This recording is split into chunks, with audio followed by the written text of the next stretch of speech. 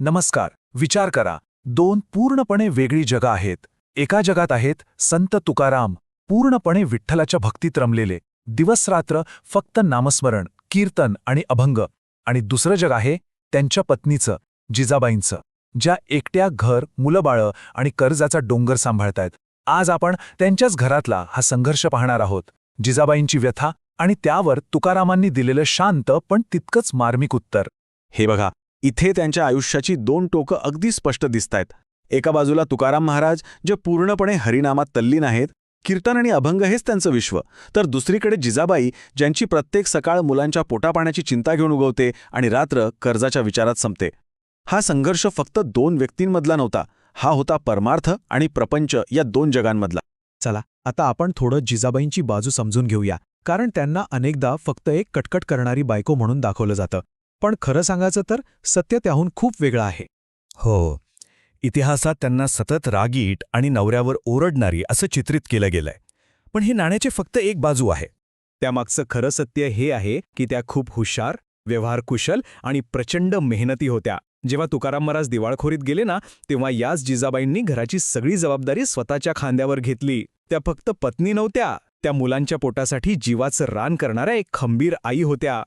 आणि याच परिस्थितीतनं त्यांचा तो एक प्रश्न जन्माला आला, जो अगदी हृदय पिळवटून टाकतो.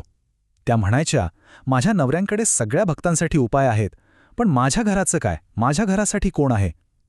त्यांचा प्रश्न अगदी साधा होता. देवभक्तीला माझा विरोध नाही, पण घरातली जबाबदारी सोडून देवाकडे धावणं हे कितपत बरोबर आहे? आता आपण त्या एका प्रसिद्ध कथेबद्दल बोलूया, ज्या घटनेने तुकाराम आणि जिजाबाई यांच्या नात्याला एक निर्णायक वळण दिलं. ही आहे ती उसाची कथा.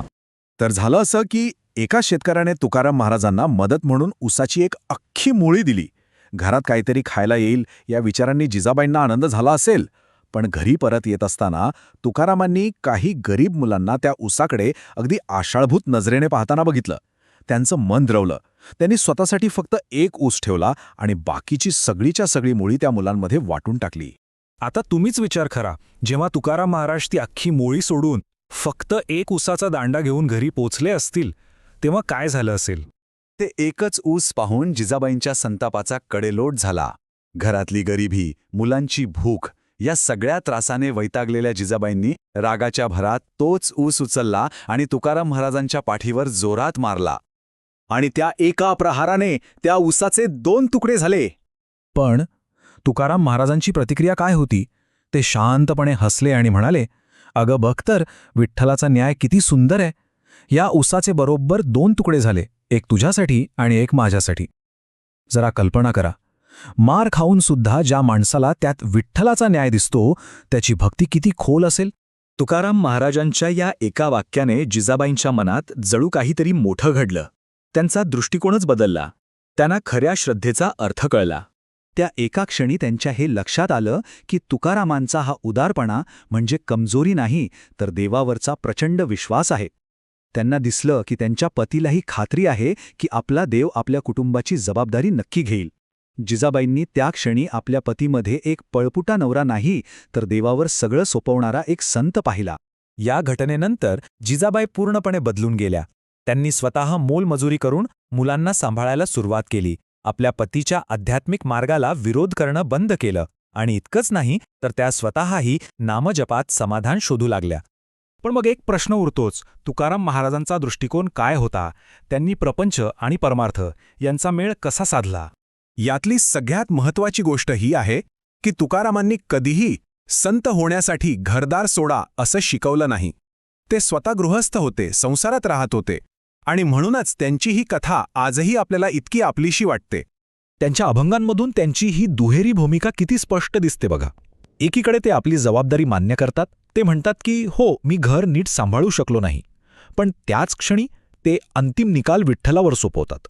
ते म्हणतात, माझ्या चुका तूच सांभाळ, माझ्या लेकरांचा बाप तू आहेस. हीच आहे जबाबदारी आणि शरणागती यांची एक सुंदर सांगड. चला तर मग या कथेच्या शेवटी यातून आपल्याला काय शिकायला मिळतं यावर थोडं चिंतन करूया. तर ही कथा आपल्याला काय शिकवते? पहिली गोष्ट, जे लोक प्रपंच सांभाळतात त्यांची धडपड आणि त्यांचा संघर्ष खूप मोठा असतो.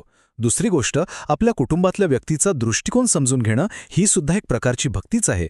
आणि सगळ्यात महत्त्वाचं म्हणजे खरी श्रद्धा म्हणजे जबाबदारीतून पळून जाणं नाही, तर आपलं काम प्रामाणिकपणे करून त्याचं फळ देवावर सोपवणं. हा व्हिडिओ पाहिल्याबद्दल मनपूर्वक धन्यवाद. ज्ञानकोश हा बहुभाषिक चॅनल आहे, जिथे आम्ही आध्यात्मिक ज्ञान इंग्लिश, हिंदी, मराठी आणि तमिळमध्ये शेअर करतो. आणि लवकरच अजून काही महत्त्वाच्या भाषा देखील येत आहेत. आमचा उद्देश एकच, सनातन धर्मातील अनमोल ज्ञानरत्न अत्यंत सोप्या, स्पष्ट आणि अर्थपूर्ण पद्धतीने तुमच्यापर्यंत पोहोचवणे. आमच्या चॅनलवर तुम्हाला दररोज अशा विषयांवर व्हिडिओ पाहायला मिळतील.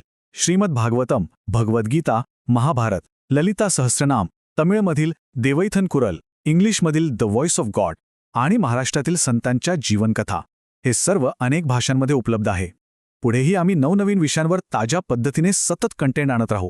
जर तुम्हाला आमचं कंटेंट मूल्यवान, उपयुक्त वाटत असेल तर कृपया ज्ञानकोशला सबस्क्राईब करा, म्हणजे आमचे दररोजचे व्हिडिओ तुम्हाला वेळेवर मिळतील.